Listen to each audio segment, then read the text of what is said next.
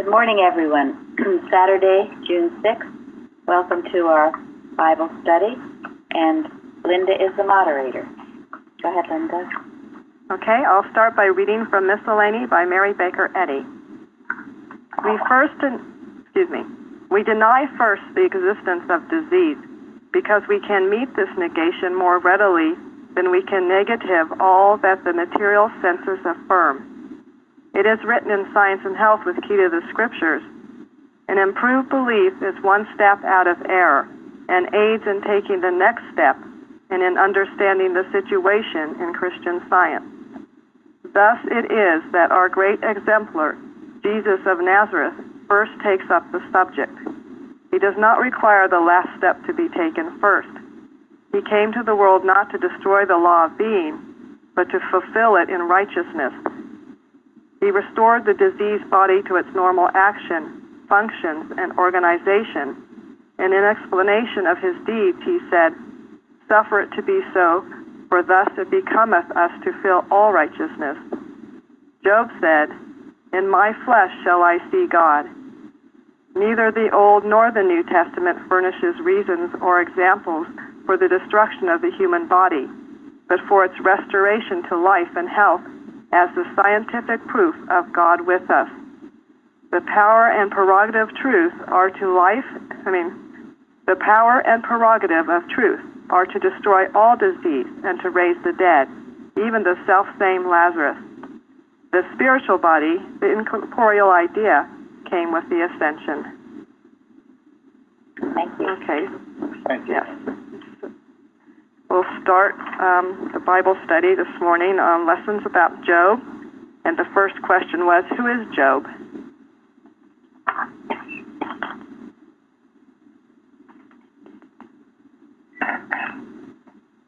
An upright man, blameless, with a family of 3 sons and 3 daughters and wife, living near Sodom and Gomorrah.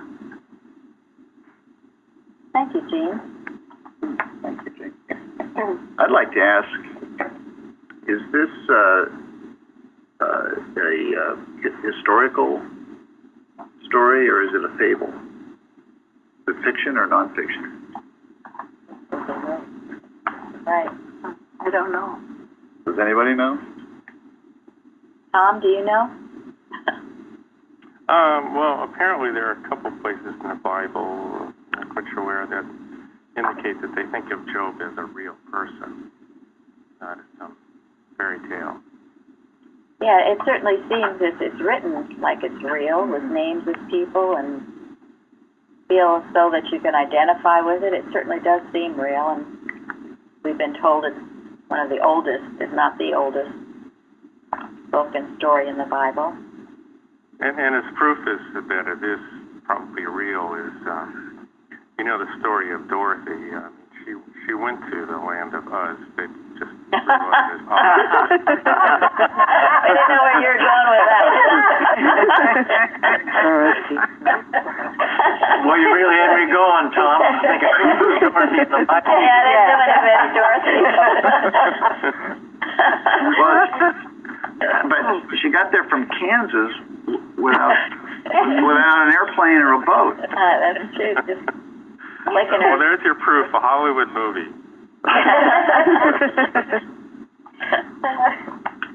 So no one's sure who wrote this, or whether it's like about one guy or a bunch of or whatever. But it certainly has a lot of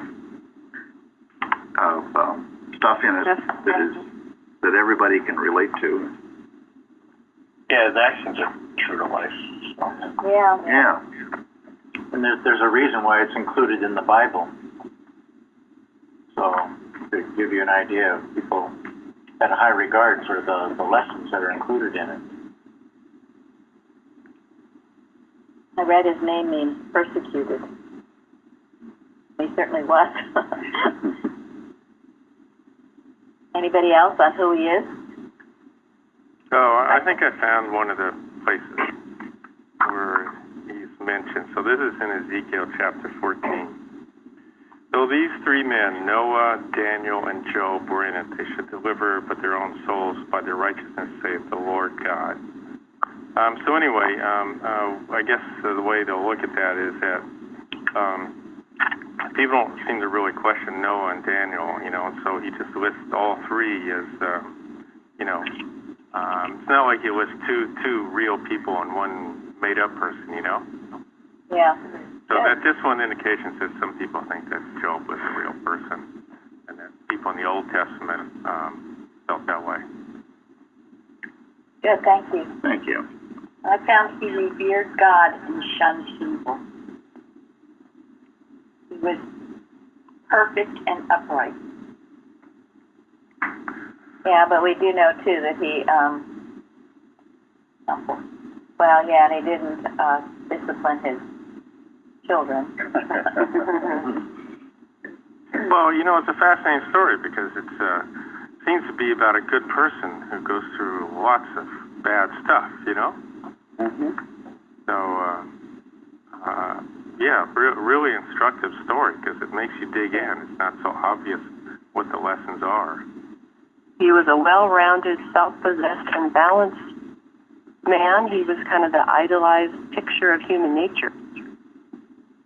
Yeah, he was the wealthiest guy around, and he was a good fellow. Everybody respected him. And I think this is one of the great lessons from Job, because it says he was a good man.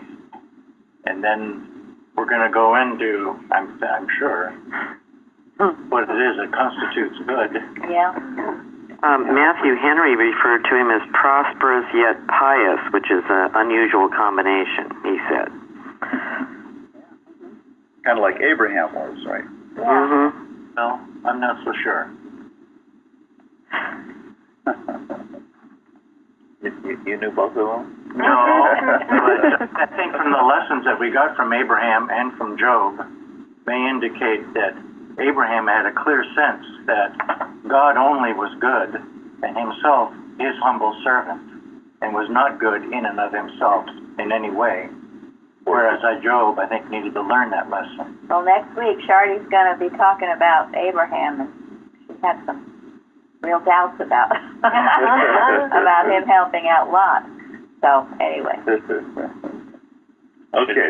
Should be good, too. Yeah. Okay. Okay, Linda, how we doing? Shall we move on then? I think we did just fine. I didn't think we need to dwell too long there. Figured Okay, out so you- then, yes, exactly. So what we want to find out now is what were Job's circumstances. I think we now know he had wealth, pious, and family. But what else is going on in the story now?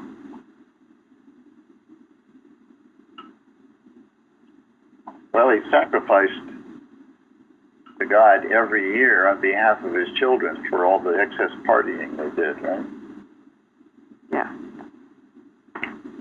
I was definitely tending the regulator, as we will talk about more tomorrow. What does it mean that they were purified? He had them purified. What, through sacrificing? Yeah, burnt offerings. Oh, okay. He was hoping it would purify them. But He went through didn't. the motions, the rituals, so to speak, and in an attempt to help them from his own standpoint that he had at the point in time. But He was hoping it would cleanse them of the sin that they accumulated during their partying and drinking of wine, whatever that might have been. So how does that relate to us, what Job did to his children? It sounds like he's trying to be God, and he's not modeling a change of thought. Or it's not. Doesn't seem scientific to me. It seems more like human control. Bingo. Yeah, thank you. And how would we do that today? I mean, we wouldn't sacrifice animals and things, but how would we do the same thing to our? Maybe rescue financially, or try to make them comfortable. Or ignore the Ignore wrong. it. Yeah, good point. Make it so Sometimes- kids don't have to learn lessons. Yeah. sometimes we indulge stories that we know are not right. And we don't put our foot down to take a stand. What do you mean by What does that mean? indulgent stories? Well, for example, I mean, I can understand Joe's situation. People come up to you when you want to be humanly understanding, but that's not what you don't really tell them. It's not what you should do. You don't really say yes and no in such a way that you set boundaries with them. Spiritual boundaries. So it's too much human good and not enough spiritual good. You're talking about his relation with his children or with other people? With both. Because it was consistent.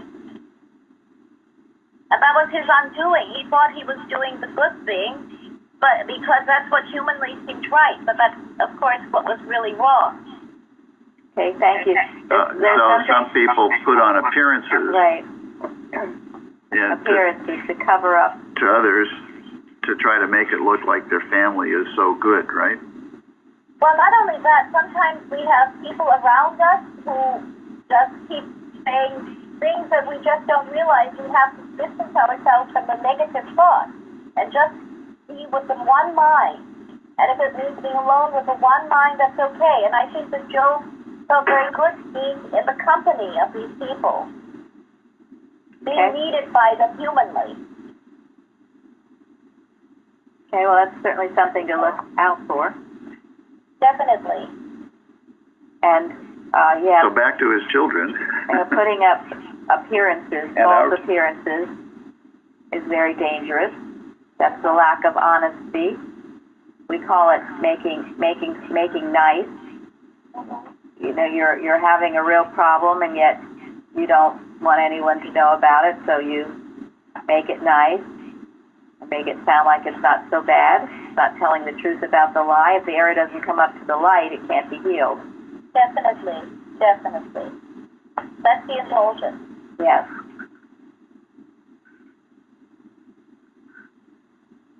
So we relate this to ourselves and watch it in ourselves. A lot of damage has been done to children by doing this kind of thing. Now that doesn't mean that it's wrong in any way to pray for your children. You certainly should pray for them. But you don't cover up their sins or pretend it doesn't exist or ignore them, ignore the sins. That's not love. He also was enabling their bad behavior. Right. Something came up for me just now. It was like he must not have actually talked to his kids, because it says in case they might have cursed God in their hearts. Well, if he'd been communicating with them, he would really know whether they did or not. Yeah, That's a good point. it is. Yeah, it's interesting. There was someone else, was it Eli? He had this bad relationship with his children, and he was a priest who was helping Samuel.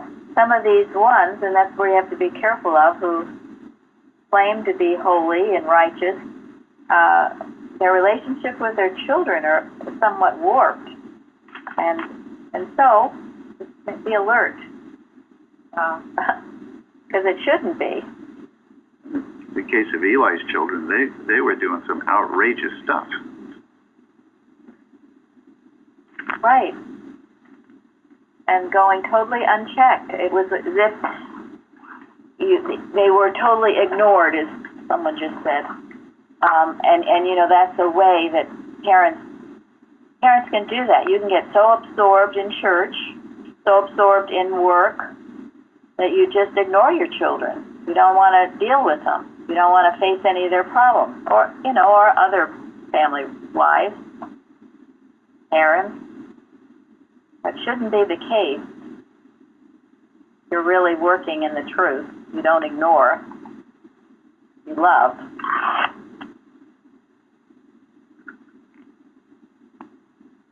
Anybody else on this? I don't have children, but it would seem to me that a lot of times parents don't talk to them in fear of losing them. Children, get on their little high horses, and they know best. And so rather than do that, it was easier to pray. Oh, right. Yeah, I see what you mean. Yeah. Not talk to them, not correct them, not find out what's going on in their life. Just ignore it. Just that's putting yourself in this ivory tower. Right. Or if you look at the neoliberalism, well, oftentimes we say, oh, my kid, let her try that out. She'll find it out for herself. And you give them a false sense of freedom. You give them a false sense of reality, which is really hard to check later. And I think that was what Job went through. Okay, well, that's interesting. Yeah, I don't think that was Job's attitude. I think Job was more concerned. I think it was, as previously described, I think it was this personal sense of, not wanting to, quote, lose his children, wanting to, quote, maybe please them a little bit. Yes. And maybe not wanting the neighbors to think that there's anything wrong with his family. He might something that he didn't want to bring up anything that he might be embarrassed about. And that did with his image of himself as being a good man. Yeah, he had something to live up to, didn't he? Yeah. And what Gary just said is a great definition of personal sense, all those things. And that, in the end, that's definitely what this is all about, his personal sense of who he was and who his children were and what he owned. It was all personal. Even though he was humanly good, it was a personal sense. And this personal sense was what had to be raked out, persecuted, yes, destroyed, beaten to a pulp. And so it is with all of us. We all have to, because personal sense is enslaving, where we think we own things or control things or that they're ours or that we are humanly good. It's enslavement. And God has something so much better for us.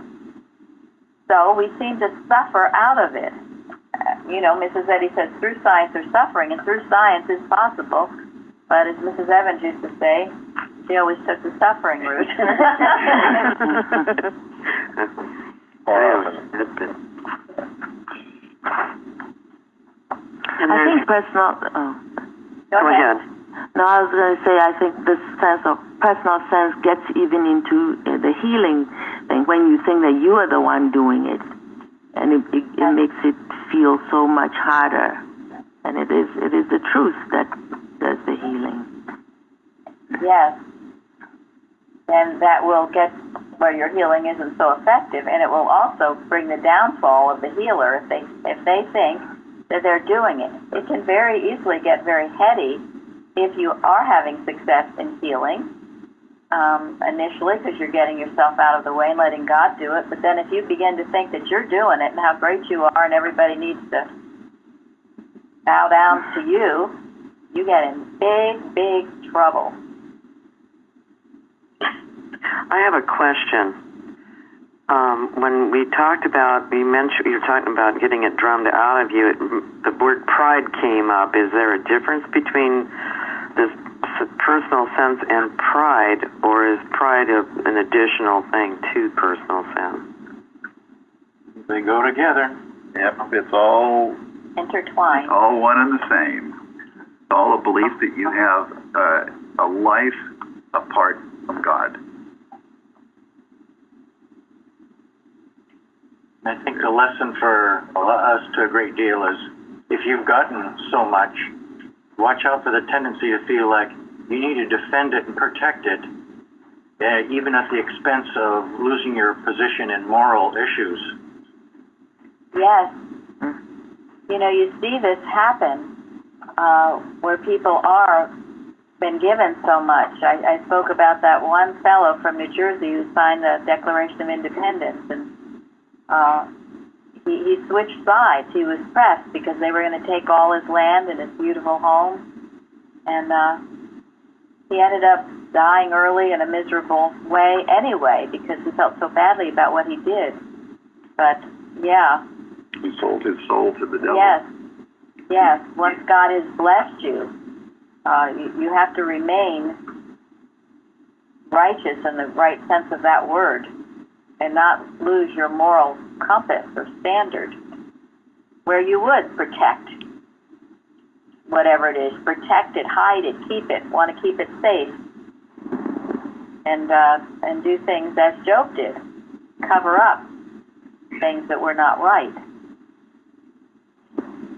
So even though it said he was such a good man, it was only humanly. You know, I read in one of the commentaries, and someone whom I respect too, he totally disagrees that Job was a good man. It didn't matter what he did to his children. The Bible said he was a good man. He was a good man. And he also said Elihu talked too much, and he was a young guy and didn't know what he was saying. Well, I don't believe that to be true either. So people have very different interpretations, but science helps us get to the right interpretation. Well, I'm going to throw out a different interpretation. Okay. If I may. All right, so I've always found the book of Job the most difficult to understand in terms of what is it meant to teach us. So this Bible study gave me a really good reason to dig deep. And the first thing I found, there is no indication Job was anything other than perfect in God's sight. It's the very first statement made about him. And even after the incident with his children in the first chapter, God states once again that Job is perfect. There is none other like him on the earth. Perfect. Now, regarding the children and the belief that they're partying and doing evil, I read a number of commentaries, and once again, there's no indication that his children were partying and doing evil. They were part of the traditional festivities, and he was praying to keep them from the temptation to do or think evil. And most commentaries agreed that Job was likely praying simply for the well-being and safety of his children, like any good parent would. These were all traditional festivities that were going on that they were a part of. So, when Job loses his home and family, it says that, quote, he sinned not with his lips. He holds to his innocency. When he becomes afflicted in his body, he's tormented and he curses the day he was born, which is not a bad thing to do. He does not speak evil about God at any point. In this wonderful study of the Bible, written and published independently by Christian scientist Marshett Shuk in the 1940s, she points out the value of this story is that Job is much like Jacob in that he's wrestling through this trying experience. He's an independent thinker, which was very rare in those times. He's questioning the God of his understanding and trying to reason with him. He's demanding to understand what's happening here, and he knows his innocence. He's claiming his innocence. He's an active seeker for truth, and he has the courage to pursue it with all his might. Meanwhile, his well-meaning friends, even Elihu, all refer to his sinfulness as a reason for his afflictions. Meanwhile, he holds on to his innocence. But every one of them refer to his sinfulness. In fact, Elihu states in chapter 34, what man is like Job, which goeth in company with the workers of iniquity and walketh with wicked men. There's no indication that he did that. It says this, so as we know from the first chapter of Job, it's stated that when Satan has this discussion with God, God specifically says there is none like Job in the earth, a perfect and upright man. Despite the charges made against him by his friends, Job prays for them, and as we know, he's healed, and he's blessed with a face-to-face talk with God, which he has earned. He fought the good fight. He maintained his innocency, and he demanded a blessing, and he got it. So that's my take on the story of Job. Okay. I would think that if he hadn't been in the human mind, sorry. No, go ahead. Well, I was just saying that I feel that if he hadn't been somehow in the human mind, he wouldn't have been struggling with all this stuff. And at the best, he didn't know how to handle animal magnetism. But there, I mean, something had to be going on more than just being pious. Because, I mean, from what I'm learning at Plainfield, if you're in the human mind, you're going to experience these things and have to face it. And to me, it's that all his friends were really the mental arguments we hear in our heads. Yeah. From my experience, when there are things I needed to learn and wasn't really ready to humbly learn it, I found myself arguing in favor of my virtue. It just happens automatically, it just kicks in. No, I'm not a bad person, I'm doing all right. When in truth there was something that I needed to let go, a personal sense of goodness and justifying myself. Well, Sana, what did you get? What did you get from that interpretation to help you? Holding on to your innocence, I think he was reasoning through with his highest sense of God, and obviously he was learning something even greater here.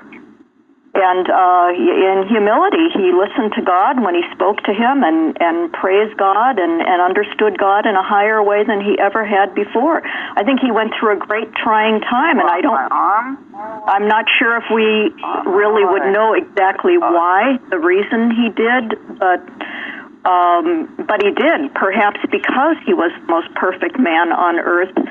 There was still more for him to learn and understand, a higher sense of God, which I believe he did gain that. So I see him as an inspiration to us that in those times, to be as pious as he was. Why did this all come upon him? Perhaps it was the malpractice of his friends. Obviously, they all thought he was a sinner. For someone to say he walked with wicked men, they said the same thing about Jesus, he walked with sinners. But he did it in the attempt to express love and goodwill to them. It said he did many, many kind deeds to poor. He never just walked by people. He was there for the widows and for the poor, whoever he could help, he did. That may seem humanly kind, but he was living his highest sense of God, his understanding of God. But he had to come to a higher sense that he was advancing. I mean, to me, that's the point of this parable is that being, unselfish as opposed to unself. You can relate differently, but that's not as far as you need to go to really be close to God. And so people go through experiences where they suffer. Well, I mean, and this interpretation, I mean, basically it's comparing him. It's like he's Christ. He's perfect. Never did anything wrong. Absolutely perfect. And persecuted for it. So, I guess there are many interpretations and there are many lessons to be learned from them. So, and that's interesting about his children, that they hadn't been doing anything wrong, because I hadn't really read that. So, anyway. But if he was, how is it possible that a perfect man, spiritually perfect, reflecting the mind of Christ, could have come to such, horrible situation? Isn't it from thought always? Isn't it consciousness? Well, it does say Jesus suffered the sins of others, not his own sins. And he went up. That's why I'm saying that this interpretation is like Christ. So to me, it has less value to it because that interpretation, as far as identifying with it. So anyway, that's.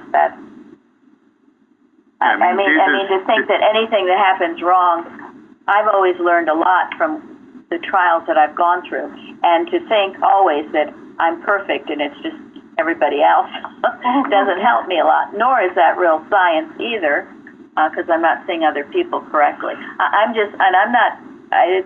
think it's a good commentary. I'm glad you brought it up. I'm just saying, how can I relate to it? How does it help me? That's what I'm. While he wasn't seeing God as perfect, I read in Matthew Henry that it said that he thought God did something bad to him, and that he was weary of waiting God's time. And we, by our impatience, are vexed. We vex our own souls because we think that God has done something to us that isn't fair. Well, and I would say, in fairness, Sana, I think that's probably a very accurate description of what was going on at the time. But we have to remember, at the time, this is like at least 2,000 years before Jesus came along and gave us the proper sense of God. At the time, it probably appeared to everybody that Job was perfect. He was doing all the right things. He was saying all the right things. He was as good as it gets at the time. But at the time, they didn't have a very clear sense, a very good sense of who and what God was and who and what they are as God's image and likeness. And the book was written by a person, so that, again, leads to interpretation. So the writer is interpreting what they heard, saw, or whatever. Right. But as Florence said, he didn't have the right sense of God. He thought that God did something bad to him and that he just had to accept it. You got to take the bad with the good. And that's why I believe he did go up higher. He had to wrestle through that. There's no question about it. But what do you do with the statement where God says that he is perfect? There is none like him. I mean, God says about all of us. Somebody wrote this. Somebody wrote that God said that. Yeah. The same person who wrote that said that Satan had a conversation with God. Yeah. And what's that all about? God talks to Satan? Come on. Yeah, I thought that was very interesting. And God says about all of us that we're perfect without fault. Is that not true? I mean, that's true in science. So, yeah. I'd like to say something. In the first chapter, the first 5 verses, they're sort of setting up who Job is. And then they go on 6. Now there's a day when the sun's... Anyway, then they get into God, the Lord, and Satan. But 2 of those 5 verses has to do with Job's kids. And they're not short verses. Mm-hmm. Thank you. So I also say in there that it may be that my sons have sinned and cursed God in their hearts. Yeah. And thus did Job continually. Yes. I don't think you can jump over all of that. yeah, you can't ignore that, which is something that a lot of Christian scientists would try to do, ignore error specifically and handle it only generally. It's not just Christian. But you're right. This is an inspiring story. Job's life should be an inspiration to all of us.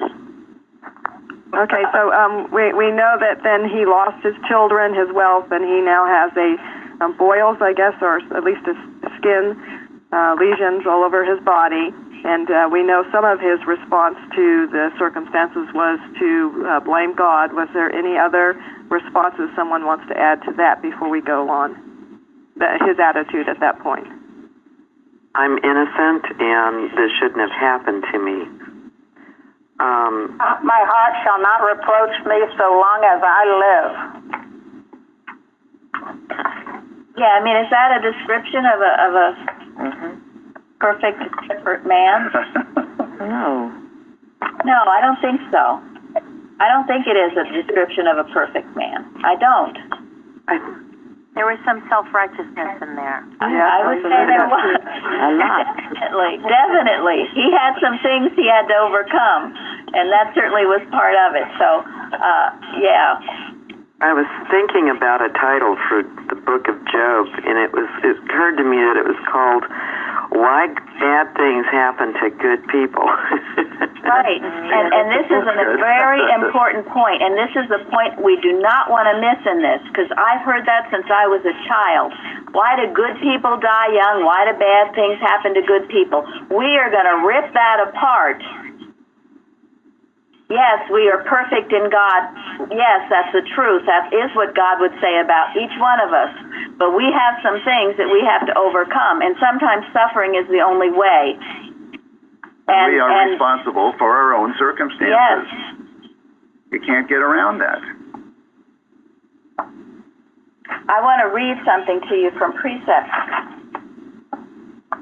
Well, this first one is on pride,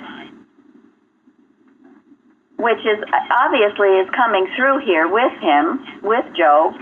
And she says, or Carpenter says, an attitude of supreme self-confidence is dangerous. The Bible tells us that no man should think of himself more highly than he ought. Students should have the highest appreciation of their ability with God and the lowest estimate of their ability without God. The man who is inflated because of his faith in his own human mind should be deflated, and he will be. On the other hand, the one with what is called an inferiority complex should realize that with God all things are possible, that he reflects the power of God, and so he has an infinite capacity to accomplish all things, to make all corrections, and to eliminate all that is unlike good. In short, to give the whole universe back to God where it belongs. That was in volume 2. And then this, and I love this about Mrs. Eddy. It said that really it was her declaration that she functioned under God, so that whatever she said or did by way of treating people in a kindly way was not because she was a good woman, moral, unselfish, and sweet-tempered, but because she had demonstrated God's government to such an extent that it had become second nature. Whatever God required her to do, she had to do it. To think of Mrs. Eddy as doing good because it was an inherent human instinct was not the right conception of her. In Christian Science, students should not express unselfishness and share with others just because they believe they have loving natures of themselves, but because they are governed by God.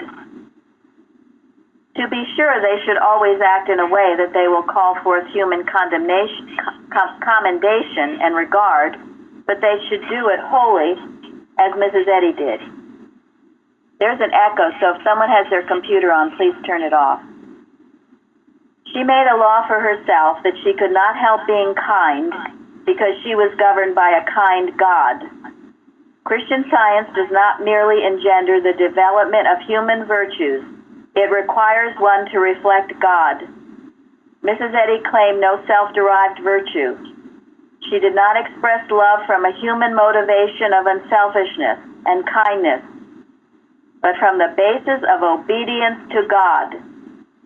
She did what he told her to do. So when he told her to be stern, she had to be stern, no matter how much she might have wished to be otherwise. This is the goal. This is what we are working for, to get rid of self, personal sense, and self, and to get into God. We have no kindness or goodness of our own. This is the lesson of Job, and it must not be lost, because this is why it's such no one can understand it. I've heard it for years. I heard it from my mother, and only science explains it properly. He had to get rid of personal sense, and he suffered through it. And at first he did. He blamed God. He cursed the day he was born. Now, these are lessons to learn from, because this is what I hear in the practice. People have problems, and oh my gosh, why is this happening? What's going on? And this is God's fault. That is not a perfect person. Or someone's malpracticing on or someone's malpracticing on me. I'm perfect. It's because people don't see me correctly. Well, if you're believing in the malpractice, why wouldn't you get all the trouble? Yes. I mean, this is what we're supposed to stay away from, believing in any lie, including malpractice. Thank you. So I think what Gary said earlier was absolutely right. This was a long time ago, their concept. They didn't have Christian Science. It was a story of...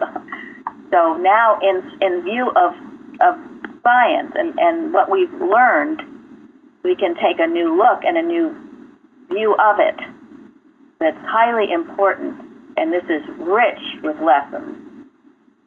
And this is why it's not at the very beginning of the Bible, but in the middle of it. Interesting. Yeah, you have to wonder why it was put where it was put in the Bible. Okay, Linda, how we doing? Oh, very good. So maybe we don't have to spend too long on the next one, so we can talk more about what Job was learning. But I did have, who is Elihu and why was his wrath kindled? Now, we did find out he was one of the friends and youngest. And in the statement I was mostly referring, it said, then was kindled the wrath of Elihu against Job because he justified himself rather than God. So there was that self-righteousness and self-justification we were talking about. Is there anything anyone wants to add to that? Otherwise, we can move on to what Job learned. I would like to add something. Sure. He also goes after the other friends by saying that they weren't completely straightforward and honest with, candid with Job. In other words, they weren't telling him the truth about the lie, I guess, as it would be said in jargon. Not jargon, but they weren't being completely honest with him, and they weren't telling him the truth. That's a good point. And they also weren't very... Go ahead, please, Laverne. No, I was going to say, in fact, they were making his problem worse because they were, emphasizing everything and, making him feel bad about himself. What good is that in helping someone if you're going to push them down further? Exactly. Thank you. What did his wife say? Curse the day and die or something. She told him to curse. She told him. Just go ahead. Yes. She told him to desert God, to get rid of this God, She was And real die. Yeah, die. Yeah. That's why, you can't turn to your friends necessarily. Only your true friends in science who will tell you the truth, as Betty said, but not just anybody. And back to Sana's point, there are times where you're doing the very best you can, and people will talk ill of you and say awful things. And in that case, you love your enemies, taking offense. Those articles by Mrs. Eddy. And you don't stop doing good and loving God. Or Jeremy found something beautiful in Precept. And he has it. Thank you. Christian Science proves that strength and sweetness must go hand in hand. History proves that every so-called great man that has flourished for a time and finally been dethroned either lacks sweetness or else he had it but lost it. When you find a man in authority losing his sweetness, it is inevitable that he will go down. Mrs. Eddy was the leader because she had both wisdom and love, strength and sweetness, and she never permitted one to be overshadowed by the other. I think that was so superb that he found that. Job lost his sweetness, and it's hard not to when you're under a terrible trial, and this is in no way criticism of that. It's very hard. But this is, to me, what made the difference with Mrs. Eddy. She never lost her sweetness. Nor did Christ Jesus ever lose his sweetness. Even on the cross, he forgave. Mrs. Eddy told her students to bleed sweetly. Once you start cursing God or blaming others or justifying yourself, you have stopped bleeding sweetly. And you will be dethroned. It's not easy to do, but you think of Joseph in the Bible. He bled sweetly. All the things that came on him. He never cursed God. He never justified or blamed. He just did right. And all of them, Daniel in the lion's den, they bled sweetly. Keep that in your arsenal when the going gets rough, to bleed sweetly. I've seen it destroy when people get angry, upset, mad. Whom the gods would destroy, they would first what? Make mad. Yes. Right. That's how it would work on you. Don't let it. Guard yourself. Don't lose your sweetness. Thank you, Jeremy. Yeah. And on this question, before we move on to the next one, I would just like to offer one thing. We've been talking about Job as a good man and what that means. Elihu was a much more Christly man than Job was. Think about it. Elihu was younger than the rest of them, so he waited before he said anything. But he told Job what he needed to hear. He brought a higher sense of God to Job. Elihu was the Christly thought in that group. Yes. And I would say the highest sense of purity among them all. And even what struck me when he said he was the youngest, Mrs. Eddy's statement that we adults should preserve in us what Jesus loved in little children, a pure heart. Yes. It wouldn't be contaminated with all the human opinions that everybody else was saying here in this book of Job.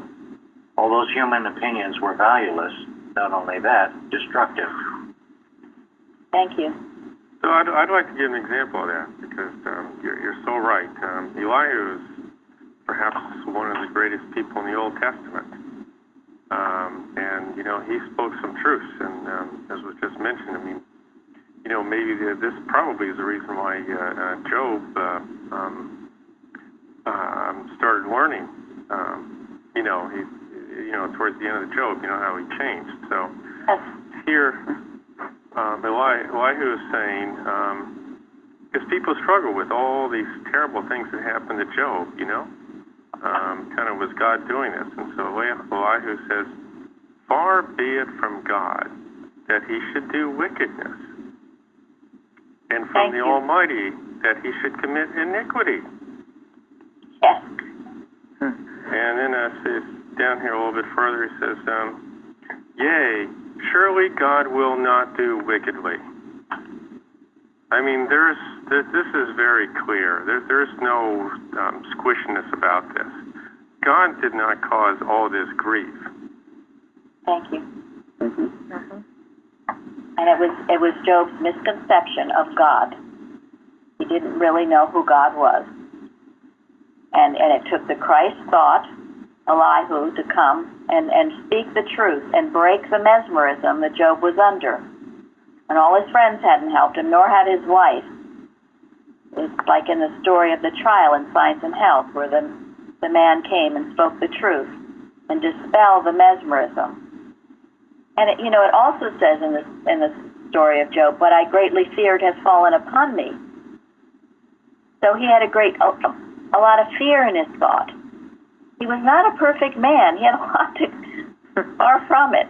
Humanly speaking, he was not. So, thank you very much, Tom.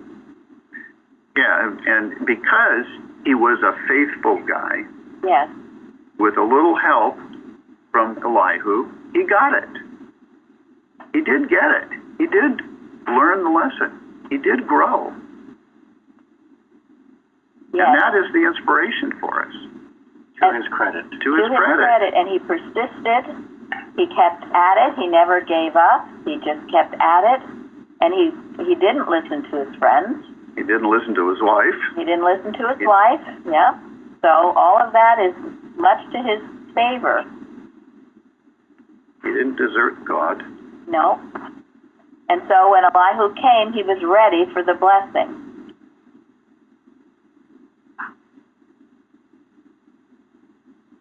I guess that takes us to question number 5. Is that right? Well, that was beautiful. I'm glad that we spoke on that much. Just as a side note, I understand that I think Job 32 to 37 is all Elihu speaking if people are interested. Yeah, it's beautiful what he speaks.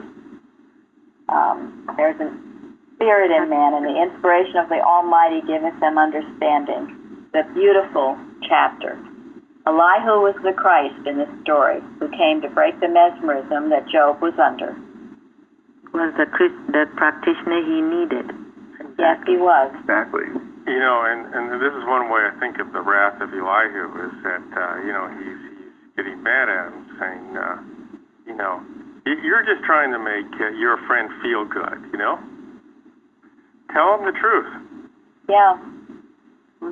Yeah, Elihu came and rebuked the error and broke the mesmerism and then flooded it with the light and the truth about who and what God is. And Job was ready to receive it. He was receptive at that point. After all that he'd suffered, he was ready. And he did get that blessing tremendously. And he realized that he was nothing in God's sight, and God was everything, and that there is no human goodness. There's only the one good God. And as we reflect him, then yes, we are good, but only in that reflection. He had many lessons to learn, as we all do, and that's why this story is so fraught with meaning, because we've all been there, wondering why we're suffering, what the heck's going on. Well, your suffering will bring you to a place, a glorious place, if you, as Job did, hang on and work through it. And it's not that different from what Paul went through. That's right. A little different. Paul speaks of rejoicing in his infirmities. Right. Because they force him to God. Said he had a thorn in his side, and he felt it was because it was to keep him humble, something he never really overcame, something he had to deal with. But he said he rejoiced in iniquity, because in his weakness he was made strong. This is Paul I'm talking about. Yeah, because he had prayed to God to ask him to take it away from him, and his response from God was, "My grace is sufficient for you." And so it is with us. Maybe we do have some affliction. Does that mean that we stop working for God? Does that mean, we're just counted out? No. It doesn't mean that at all. I know I used to feel unless I was perfect, I couldn't do anything for God. Well, that's ridiculous, and that would never happen, at least not on this earth. So whatever. So you have some foibles you haven't overcome yet. It doesn't matter. You just keep working for God. Do the best you can. God's grace is sufficient. This isn't about you and your problems. This is about glorifying God. And the more you do that, your problems will diminish until they finally disappear, as Mrs. Eddy said. That's excellent. Another takeaway I had from the friends of Job was that they were supposedly speaking for God, or their understanding of God, and they were not representing God at all, and putting a stone on his heart. Yes. That's why we have to be careful what we say, and also what is our conception of God, and not always be so quick to listen to others. Thank God for Mrs. Eddy. Yeah, and be careful who you go to for guidance. That's right. Or for help. There was a section in one of the commentaries. It was talking about Elihu. It said Job told Job that he was more interested in clearing his character than the justice and goodness of God. And then there was when we get to the point where God is speaking to Job, he goes, "Where wast thou?" And the commentary says God shows Job his ignorance. And when I heard the word ignorance, it also came to mind that he showed him his arrogance, because Job had assumed he knew at one point. Sometimes when we say, "Oh, I'm ignorant, blah, blah, blah, it's not my fault," what we really are saying sometimes, and I know this from, because I've done it, is we're really being arrogant and saying, "But yeah, I really know," to ourselves, but I know better somehow. Thank you. And the justifying of yourself that got Elihu so upset. I read again in Precepts where Mrs. Eddy told her students, do not justify yourself. If you justify yourself, you're giving life to error. You're giving it a reason, an existence. If you say, "Well, I couldn't do that because I had a headache." Okay. First of all, you've got a headache. You made that a reality. Then you made the reality that you couldn't do it a reality. So you've just sunk yourself in deeper when you justify. Or your child could do something because he had such an unhappy experience at school. Well, you make these realities of the era, and you're just thinking yourself into it. You've got to start from perfect God, perfect man, perfect universe. Don't justify it. Don't give it that life. It doesn't have life. You give it the life it has, as Mrs. Eddy says. So watch your justification. I used to justify everything. I had an excuse for everything I did, and only made things worse. Don't justify anything. Watch it, and you'll begin to really grow. You stop your justification. You always have a reason not to do something, or because, and the reason is God tells you. Then that's a great reason. But if anything else tells you, It's animal magnetism. animal magnetism taking you down the wrong path.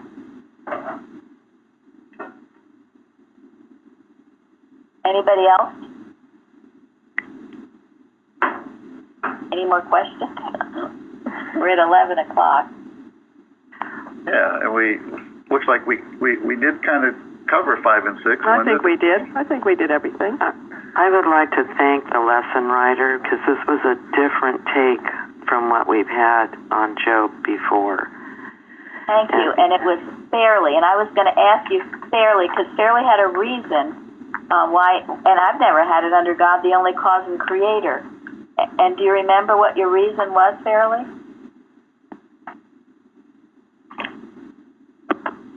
Why you used this story for this lesson? It was a while ago. Well, thank you, Fairly, for a wonderful lesson. And I remember what it was, because it was in Job 38. Where wast thou when I laid the foundation of the earth? Declare if thou hast understanding. Who hath laid the measure thereof, if thou knowest? Or who hath stretched the line upon it? He makes it very clear that God is the only cause and creator. That was the reason I chose it, yeah. And it made a great impression on me at the time I read, because the book is really very beautiful in so many ways. It has beautiful things in it. And because Plainfield I'd always heard about the book of Job, and Plainfield introduced me to Job. I had never had any experience with Job before, so I appreciate that very much. And I remember when Fairly wrote the lesson, her theme for the lesson was, work out your own salvation. Yes. Which is certainly what Job did. Job did that. Job did. So our hats off to Job. Thank you all for another lively. Yes, thank you. Thanks, Linda, for stepping Yes, in. thank you, Linda. Thank you, Linda. Thank you. See you all tomorrow. Okay, Bye-bye. bye.